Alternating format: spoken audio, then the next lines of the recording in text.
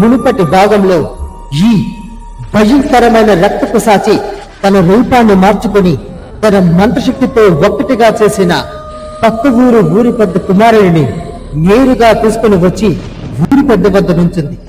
ఊరి పెద్దతో తను చేసిందంతా పూర్తిగా చెప్పింది.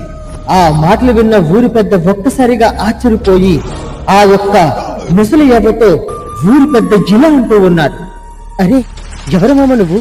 నేను చేసింది ప్రతిదీ చాలా క్షుప్తంగా, చాలా ప్రతి చిన్న విషయాన్ని కూడా వదలకుండా ఎంతో జాగ్రత్తగా చెప్పావు. ఇంతకీ నువ్వెవరు? అసలు నీ చేతిలో ఉన్న ఈ బిడ్డ ఎవరు అని ఊరి పెద్ద అడగగా ఈ యొక్క ముసలి అవ్వ ఇలా అంటూ ఉంది. ఒరే వీడేరా నీ కొడుకు?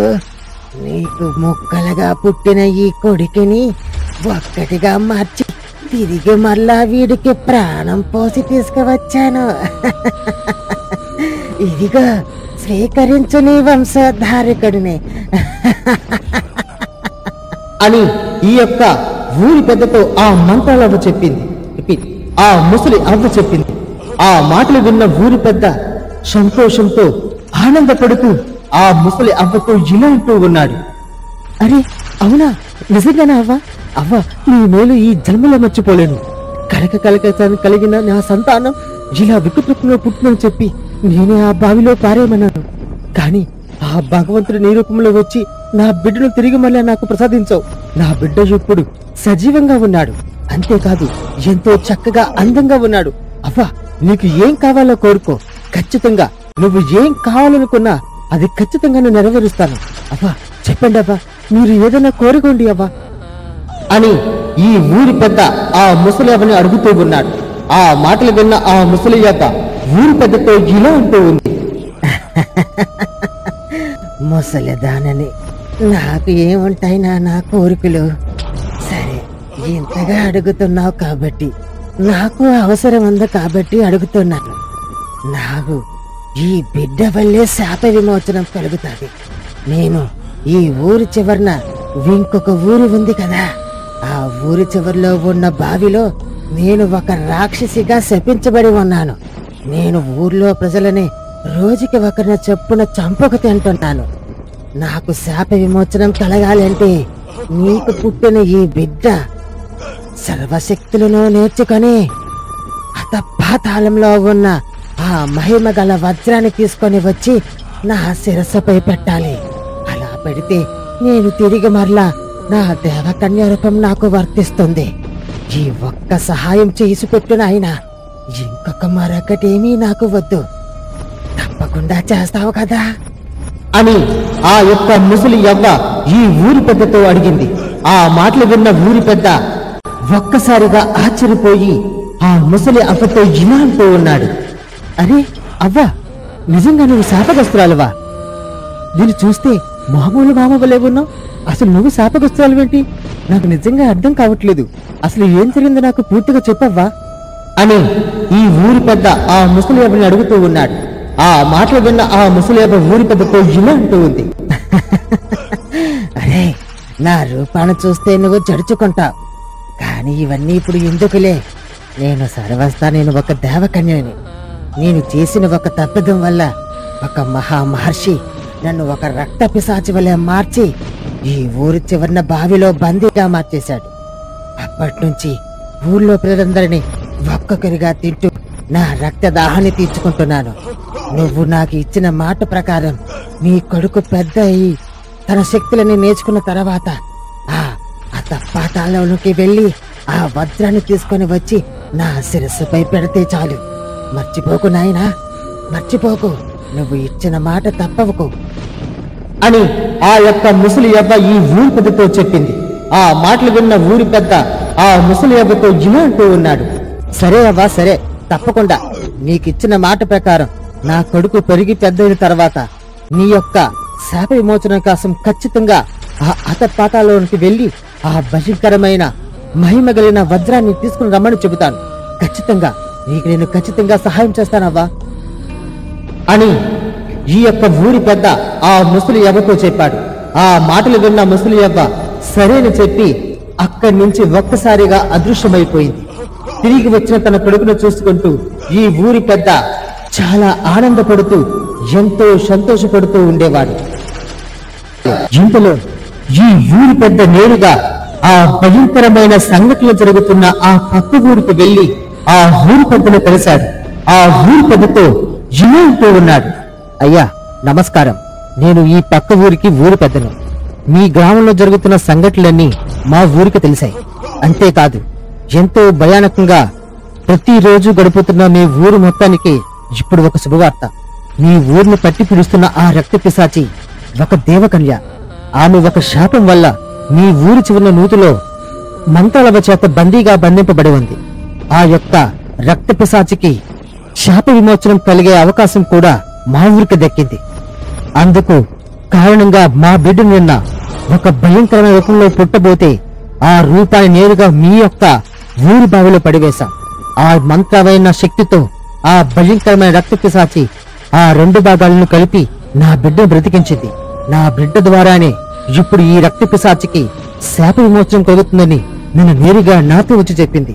అందుకని మీ ఊర్లో వాళ్ళు ఎవరూ భయపడకుండా ప్రతిరోజు ఆ రక్త పిశాచికి బలి అవ్వడం ఎవరూ ఆపకండి. మా ఊర్లోంచి వాళ్ళని కూడా రోజుకి ఒకరిని చొప్పున ఖచ్చితంగా ఈ రక్త పిశాచికి బలి ఇద్దాం. కానీ చనిపోయిన వాళ్ళు తిరిగి మరలా పుడతారనే నమ్మకం నాకు ఉంది. దయచేసి ఆ రక్త పిశాచి మీద మీరు ఎటువంటి భూత ప్రేతాత్మ లాంటి మంత్రశక్తులను ప్రయోగించవద్దు అని ఈ వ్యక్తి చెబుతూ ఉండగా ఆ ఊరి పెద్ద జినుంటూ ఉన్నాడు. అరే, మీరిదంతా చెబుతూ ఉంటే నాకే అనుమానంగా ఉంది. సరే, మీ ఇంతటి పెద్ద మనిషి నేరుగా మా ఇంటికి వచ్చి చెప్తున్నాడు కాబట్టి ఖచ్చితంగా నమ్ముతాను. మాకు మంత్రాలవ కూడా చెప్పింది. ఆ రక్త పిశాచి బలి తీసుకుంటా తప్ప ప్రాణాలు తిరిగి మళ్ళా ప్రసాదిస్తుందని చెప్పి మంత్రాలవ మాకు ఎప్పుడో చెప్పింది. సరే, ఖచ్చితంగా మాకు కూడా మీలాంటి వాళ్ళు సహాయం కావాలి. ఖచ్చితంగా అందరం కలిసికట్టుగా ఆ రక్త పిశాచి నుంచి ఆ యొక్క శాపం నుంచి బయటికి పంపించి అందరం హాయిగా బ్రతుకుతాం అని వాళ్ళిద్దరూ మాట్లాడుకున్నారు. అనుకున్న విధంగానే రోజుకు ఒకరు చొప్పున ఈ గ్రామం నుంచి ఒకరు, మరొక గ్రామం నుంచి ఇంకొకరు మరుసటి రోజు బంగ్లా అవుతూ ఆ రక్త పిశాచి యొక్క రక్తదాహాన్ని తీరుస్తూ ఉన్నారు. ఇంతలో ఈ ఊరి పెద్ద కొడుకు పెరిగి పెద్ద అవుతూ ఉన్నాడు. ఈ ఊరి పెద్దకి ఇక ఎలా అయినా సరే తన బిడ్డకి అన్ని విద్యలు నేర్పించాలని చెప్పి మొదటగా నేరుగా మంత్రాలయ వద్దకు వెళ్ళాడు. మంత్రాలవతో ఈ ఊరి పెద్ద ఇలా అంటూ ఉన్నాడు, అవ్వా మంత్రాలవకి వందనాలు. అవ్వా, నేను ఒక చిన్న కార్యం మీద నీ వద్దకు వచ్చాను. నువ్వే ఆ పని ఖచ్చితంగా మాకు చేసి పెట్టాలి. నీవు తప్ప ఇంక మారుకు ఎవరూ సహాయం చేయలేరు. అవ్వా, నువ్వే మాకు దిక్కు అని ఈ ఊరి పెద్ద మంత్రాలవని అడుగుతూ ఉన్నాడు. ఆ మాటలు విన్న మంత్రాలవ ఇలా అంటూ ఉంది, చెప్పునైనా చెప్పు, ఏ సహాయం కావాలి? మీ ఊరికి ఏమైనా ఆపద వాటిల్లిందా, లేదా దుష్టశక్తి ప్రభావం ఏమైనా మీ ఊరిపై పడిద్దా? చెప్పునైనా చెప్పు అని చెప్పగా ఈ ఊరి పెద్ద తనకు జరిగిన సంగతులన్నీ నేరుగా ఈ మంత్రాలవతో చెప్పాడు. అది ఎంత విన్నా ఈ మంత్రాలవ ఊరి పెద్దతో ఇలా అంటూ ఉంది, మంచి వార్త చెప్పావు. ఇక ఈ చుట్టుపక్క గ్రామాలకి ఆ రక్త పిశాచి నుంచి బెడద ఉండదు. మంచి శుభమైన వార్త చెప్పావు. ఖచ్చితంగా ఏం కావాలో చెప్పు నాయనా అని ఈ మంత్రాలవ ఊరి పెద్దతో చెప్పింది. ఆ మాటలు విన్న ఊరి పెద్ద మంత్రాలవతో ఇలా అంటూ ఉన్నాడు, అవ్వా అదేమీ లేదవ్వా, ఇక ఆ రక్త పిశాచి శాపానికి నా కొడుకు ఒక్కడే మార్గం. ఖచ్చితంగా నా కొడుకుకి నీ దగ్గరే ఉంచుకొని వాడికి అన్ని విద్యలు నేర్పించవ్వా. ఆ తర్వాత ఆ పిశాచి చెప్పిన విధంగానే వీడిని ఖచ్చితంగా ఆ అతపాతాలోకానికి పంపించి ఆ వజ్రాన్ని తెప్పిద్దాం. అవ్వా, నాకు నువ్వే సహాయం చేయగలవు అని ఈ యొక్క ఊరి పెద్ద మంత్రాలవతో చెప్పాడు. ఆ మాటలు విన్న మంత్రాలవ సరైన చెప్పింది. ఈ ఊరి పెద్ద చాలా ఆనందపడి నేరుగా తన ఇంటి వద్దకు వచ్చి తన కుమారుడితో ఇలా అంటూ ఉన్నాడు, అరే బాబు శ్రీను, ఈ రోజు నుంచి నువ్వు ఇక ఈ ఊళ్ళో ఉండబోవడం లేదు. నువ్వు కొన్ని విద్యలు నేర్పించుకోవడానికి నేను ఒక మహిమగలిగిన మంత్రాల వద్దకు నిన్ను చేర్పిస్తాను. ఆమె వద్దే కొన్ని సంవత్సరాల పాటు గడిపి విద్యలను నేర్చుకున్న తర్వాత నీకు నేను ఒక మహోత్తరమైన కార్యం అప్పచెపుతాను. ఆ కార్యం సాధిస్తే తప్ప ఈ చుట్టుపక్కల గ్రామాలు ఏవి హాయిగా నిద్రించలేవు. వెళ్తావా నాయనా అని ఈ ఊరి పెద్ద తన కొడుకుని అడగగా తన కొడుకు ఇలా అంటూ ఉన్నాడు, అరే అదేంటి నాన్నగారు, ఇంతకాలం మీ వద్దే ఉండి ఇప్పుడు ఎవరు మంత్రాల దగ్గరికి వెళ్ళమంటే ఎలా? సరే, మీ మాట కాదనకుండా ఖచ్చితంగా వెళ్తాను. ఆమె దగ్గర అన్ని విద్యలు నేర్చుకుంటాను. తర్వాత మీరు చేయమన్న ఆ కార్యాన్ని ఖచ్చితంగా చేసి ఈ చుట్టుపక్కల గ్రామాలన్నిటికీ మీ పేరుని ప్రబుల్నేలా చేస్తాను. మీ పేరుని అందరికీ తెలిసేలా చేస్తాను. తప్పకుండా నాన్నగారు నన్ను తీసుకెళ్లి దేబెట్టండి. తప్పకుండా నాన్నగారు నన్ను తీసుకువెళ్ళండి. తప్పకుండా నాన్నగారు ఖచ్చితంగా ఇప్పుడే వెళ్తాను. తప్పకుండా నాన్నగారు ఖచ్చితంగా ఇప్పుడే వెళ్తాను. అనుకున్న విధంగానే ఊరి పెద్దతో పాటు తన కుమారుణ్ణి నేరుగా మంత్రాలవ బహుమతికి తీసుకుని వెళ్ళాడు. మంత్రాలవతో ఊరి పెద్ద తన కుమారుణ్ణి చూపించి, అవ్వా, వీడే నా కుమారుడు. వీడే చిన్నతనంలో ఒక భయంకరమైన వికృతి రూపంలో పుట్టి ఆ రక్తపు సత్యతాత తన రూపాన్ని తిరిగి మళ్ళా పొందగలిగాడు. ఇదిగో అవ్వా, ఇప్పుడు వీడినే నువ్వు శక్తివంతుడిగా మార్చి ఆ రక్తపు సత్య శాపానికి ఈ వ్యక్తి ద్వారానే శాప విమోచనం కలిగించాలి అని ఈ ఊరి పెద్ద మంత్రాలవతో చెప్పాడు. ఆ మాటలు విన్న ఈ మంత్రాలవ్వ ఊరి పెద్దతో ఇలా అంటూ ఉంది,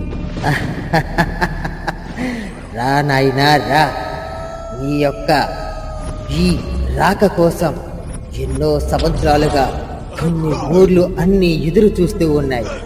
నీ యొక్క ప్రోద్బల్యంతోనే ఆ ఊరిని పట్టి పీడిస్తున్న ఆ రక్త పిశాచి పూర్తిగా శాపాన్ని మార్చి దైవకన్యగా మార్చగలవు.